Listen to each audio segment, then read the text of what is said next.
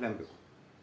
النهارده مصر اتغلبت من كوريا 4-1. مباراه وديه كان بيلعبها المنتخب المصري في كوريا بعد الاحداث الكتيره جدا اللي حدثت الفتره اللي فاتت حوالين المنتخب المصري، ما بين بقى هزيمه من اثيوبيا 2-0 وما بين تقطيع الاعلام في اللعيبه وتقطيع اتحاد الكره في المدرب، واحداث كتيره جدا جدا جدا كانت بتدور حوالين المنتخب المصري.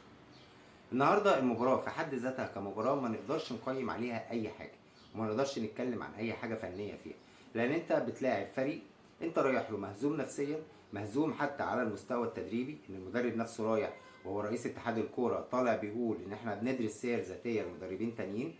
اللعيبه نفسها قاعد بتقطع فيها، الاعلام قاعد بيقطع فيها بقاله فتره وعمال يقول ما بيعرفوش يسلموا ويستلموا، ما بيعرفوش ما اعرفش يعملوا ايه، وما عندهمش اساسيات الكوره.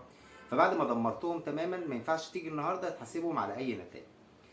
المشكله ما كانتش في مباراه النهارده، لان لغايه مثلا الدقيقه 80 كان تقريبا معظم الاعلام رايح في سكه والله احنا بدانا نلعب كويس، احنا محتاجين ان الناس دي تاخد فرصه، محتاجين ان احنا نصبر شويه على ايهاب جلال. وكان الاعلام لو كان الماتش انتهى 2-1 كان الاعلام هتبقى هي دي سكته.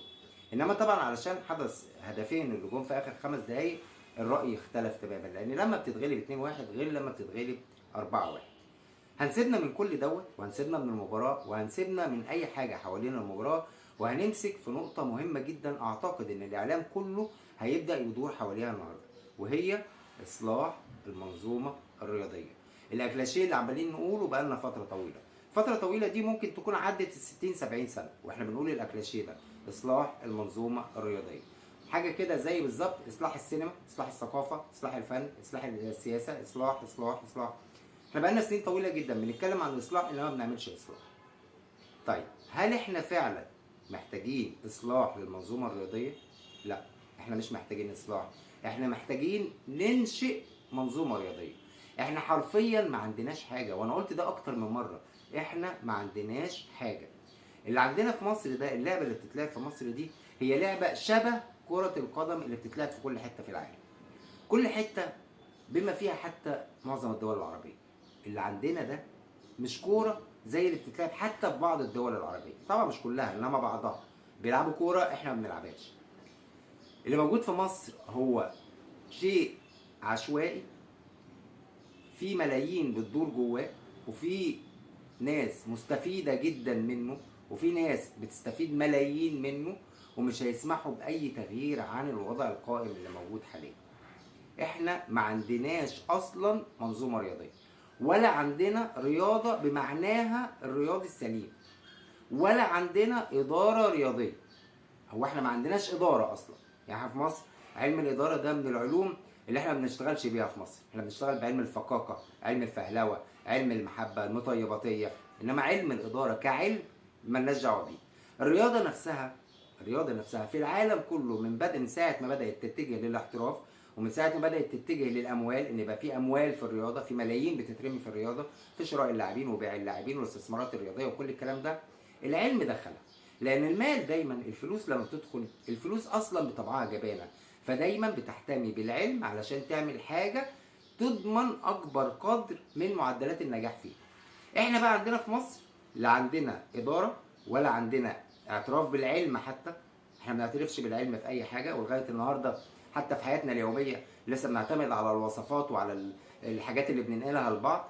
ما عندناش اعلام. ده جزء كبير جدا كمان من المشكله، لان انت علشان تقود اي شيء للامام لازم تكون راي عام، لازم يكون عندك اراده شعبيه. يعني انت النهارده مثلا عمال تقول اصلاح الرياضه، لو انت عايز تنشئ منظومه رياضيه سليمه لازم يكون عندك حاجتين: اراده سياسيه لاراده الدوله نفسها، الدوله تكون عايزه تعمل بقى فعلا رياضه، واراده شعبيه اللي هو الراي العام بتاع الناس. الحاجتين دول لازم يكونوا مع بعض، لازم يكون عندك اراده سياسيه واراده شعبيه. دول اللي ممكن ينشئوا منظومه رياضيه، ودول اللي ممكن يزقوك لقدام. طيب مين اللي مسؤول؟ الاراده السياسيه طبعا دي مسؤوليه الدوله، الحكومه هي اللي في التخطيط، في تخطيطها تقول انا عايز اعمل رياضه، وعايز اعمل رياضه بمفهومها السليم. طيب الاراده الشعبيه بقى تتعمل ازاي في وسط الشعب المصري، ان الناس تبدا تفكر ازاي نمشي في الطريق السليم؟ ده بيعمله الاعلام. تكوين الراي العام ده يعمله الاعلام. انت بقى عندك اعلام بيساعد على التعصب، بيساعد على الجهل لان احنا عندنا اعلام بيجهل الناس، مش بيوعيهم ولا بيثقفهم ولا بيعلمهم، بيجهلهم، بيزيد في جهلهم، علشان لما يطلع هو يبقى هو اصلا جاهل وفاقد لاي شيء يقوله، ومش عارف يقول ايه، ومش عارف يقول كلمتين على بعض، انت ما تحسش ان هو لا ده مش كويس مشوه. لا، هو مش عايز كده. هو عايز دايما ياخدك في سكه التعصب، ويلا نسف على الفريق الفلاني، ويلا نسف على الفريق العلاني، ويلا. والنماذج دي في الاعلام مش محتاجه ذكر اسماء، معروف وواضحه وضوح الشمس، وموجودين بقالهم سنين وهيفضلوا موجودين سنين، مهما نقول ومهما نعيد ومهما نتكلم هيفضلوا موجودين، لان دي بقت عامله زي المافيا. الحته دي بقت عامله زي المافيا. فانت النهارده اولا عشان تصلح لازم بقى ايه؟ تعترف بشويه حاجات. اولا انت ما عندكش رياضه، اللي عندك ده مش رياضه، لا عندك ملاعب ولا عندك لعيبه ولا عندك تشريعات ولا عندك لوائح ولا عندك مسابقات ولا عندك ناشئين ولا عندك فكر رياضي ولا عندك ثقافه رياضيه ولا عندك اعلام رياضي، ما عندكش حاجه. انت فعليا ما عندكش حاجه. فلازم تعترف الاول ان انا ما عنديش حاجه، ان انا عايز ابني من اول وجديد. وتعترف كمان انك عشان تبني مش واحد. ما تقولش انا هجيب فلان وعلان وترتان هم دول اللي هيعملوا، لا، ما ينفعش، لان في تخصصات انت ما تعرفهاش. يعني مثلا علشان تبني منظومه رياضيه لازم يكون عندك حد في الملاعب يفهم لنا ويقول لنا هي ليه ملاعب مصر دايما ارضيتها صفراء، دايما فيها حفر، دايما مهما يا راجل ده استاد القاهره قفلناه وفتحناه 20 مره علشان نعمل الارضيه دي، سنين 60 سنه بنقفل ونفتح فيه علشان نعمل الارضيه بتاعته. كل بقى ملاعب مصر كلها حفر ومطبات وارضيه صفراء. دي ايه؟ دي ملاعب قطاع البطوله الاحترافي اللي هو الدوري الممتاز اللي احنا بنتفرج عليه. عايز انت بقى تطلع قاعده ناشئين من ملاعب تراب. يعني انا عقلي يقول كده يا اخي، انديه كبيره قطاع الناشئين بتاعها مش لاقي ملعب يتدرب عليه، ومش لاقي مكان يلعب فيه ماتشاته. يعني لما تيجي تلاقي مثلا النادي السين والنادي الصاد اللي هم الثالث والرابع في الدوري ولا الخامس والسادس، مسابقات الناشئين بتاعتهم بتتلعب على ارضيات شبه التراب. هتطلع ناشئ ازاي؟ انت عايز تطلع ناشئ في ملعب زي ده ازاي؟ فانت مطالب ان انت تعمل بقى ملاعب، تجيب خبير كده يقول لك الملاعب دي ايه وضعها، بتتعمل ازاي نحافظ على ملاعبنا، ازاي الملاعب دي. ولازم يكون عندك حد في التشريعات والقوانين واللوائح، وازاي يجبر المنفذ المسؤول انه يطبق ده. ما فيهاش سماعه تليفون تترفع شيل لي عقوبه فلان وحط لي عقوبه علان، ما فيش سماعه تليفون تترفع تقول لي اجل لي الماتش الفلاني واعمل لي الماتش العلاني. لازم كمان الجمهور يساعدك. يعني لازم الجمهور نفسه حتى لو الحاجه على فرقته يقول لك لا ما تعملهاش. طبعا ده عشان نوصل للمرحله دي محتاجين سنين، ومحتاجين توعيه، ومحتاجين اعلام عاقل فاهم هو بيقول ايه، ومحتاجين مسؤولين يكونوا مسؤولين. احنا من امتى بنحاسب مسؤول؟ طيب انا جيت النهارده شلت اتحاد الكوره اللي موجود، شلناه، طلع التليفون اللي الناس مستنياه قدموا استقالتكم، راحوا مقدمين استقالتهم، جبنا سين وصاد وعين، مع احترامنا لجميع الاسماء طبعا عشان كده احنا مش هنقول اسماء. هل دول معاهم عصايه سحريه هيخبطوا بيها بكره الصبح تلاقي عندك دوري؟ لا، هيصلح ايه ولا ايه؟ انت عشان تصلح، عشان تنشئ منظومه كوره الناس تتفرج عليها قدامك مش اقل من 20 سنه. 20 سنه تشتغل بجد واجتهاد من اول النهارده علشان يبقى عندك كوره.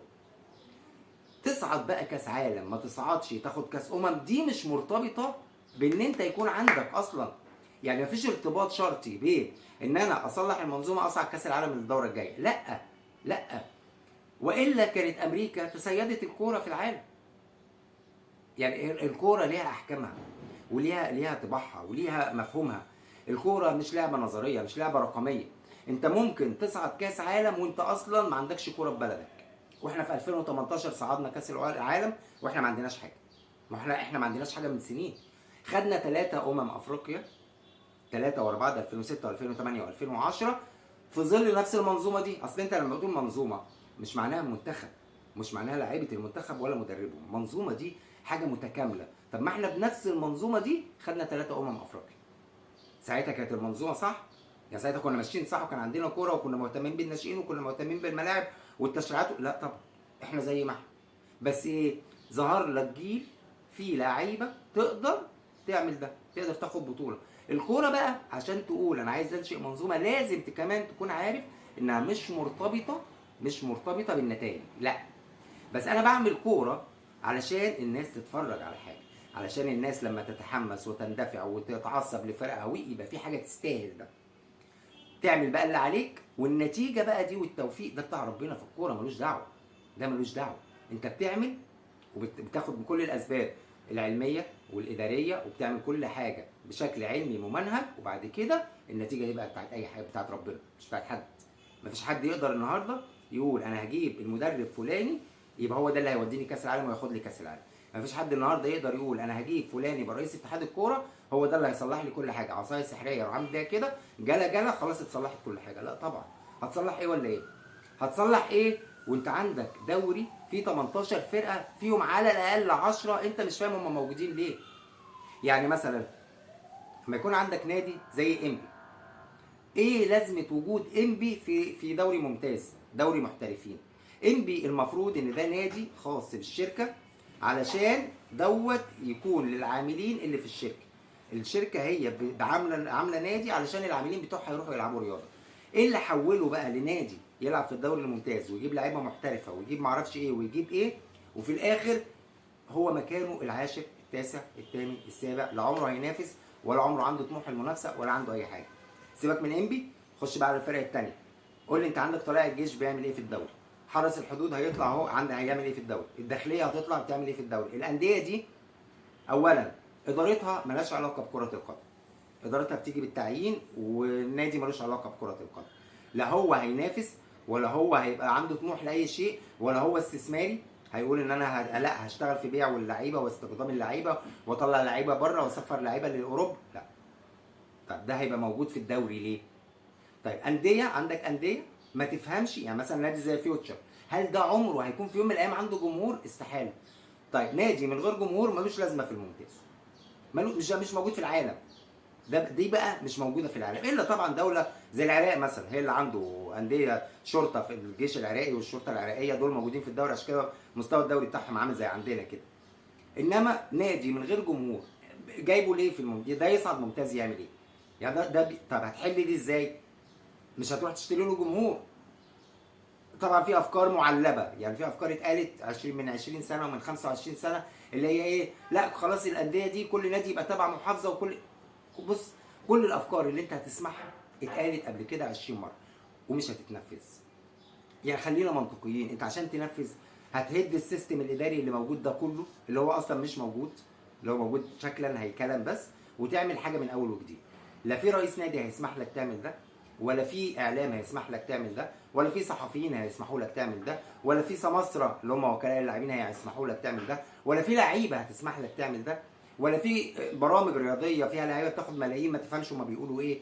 يعني انا مش فاهم هم بيقولوا ايه بصراحه، الناس ما عندهاش فكره عن اي حاجه خالص هيسمحوا لك تقول ده. ولا في جيش من المعلقين والمحللين واللي اللي هم اساسا ما بيقدموش اي حاجه هيسمح لك تعمل ده. محدش هيسمح لك، محدش هيسمح لك. الاصلاح علشان تصلح او تبني او تنشئ بيواجه بقوه رهيبه من المنتفعين. انت عندك المجال ده، الوسط ده في كميه انتفاع رهيبه. مين هيضحي بملايينه علشان انت تتفرج؟ محدش هيعمل لك ده. فلازم تكون عندك اراده. انت عندك اراده ازاي؟ يعني انت لوحدك كده ما ينفعش، لازم اعلامك، ولازم يكون عندك اراده سياسيه، ولازم يكون في رغبه ان احنا نعدل. محدش عنده رغبه. فاللي انا شايفه، الشكل العام اللي انا شايفه ده، ان مش هيتعمل حاجه. هنفضل نحرق في كلام ونحرق في بنزين ونقول ونعيد ونسوي، ومع اول ماتش للاهلي والزمالك يوم 19 كل ده هيتنسي. انا حبيت اقول الكلمتين دول علشان ما نقولش كلام كتير، وهنفضل نتكلم. فانا قلت اثر على نفسي وعليكم واقول لكم الكلمتين اللي هم قرايه للمستقبل. مفيش حاجه هتتعمل، وعشان تتعمل لازم انت بقى كمتفرج اللي تفرض ده. هل هتقدر تفرض ده عليهم؟ هل هتقدر تفرض على الجميع بمعنى الجميع؟ هل هتقدر تفرض على الجميع ان انت تاخد منتج كويس؟ هل هتقدر تفرض على الجميع ان انت تقول له المنتج الفاسد بتاعك ده انا مش عايزه؟ هتقدر تقول ده؟ لو تقدر يبقى في امل في الاصلاح، لو ما تقدرش انسى بقى ان يبقى في امل. شوف الكلام اللي هم هيقولوه وابتسم، قول لهم سلام عليكم، وانا كمان هقول لكم سلام عليكم.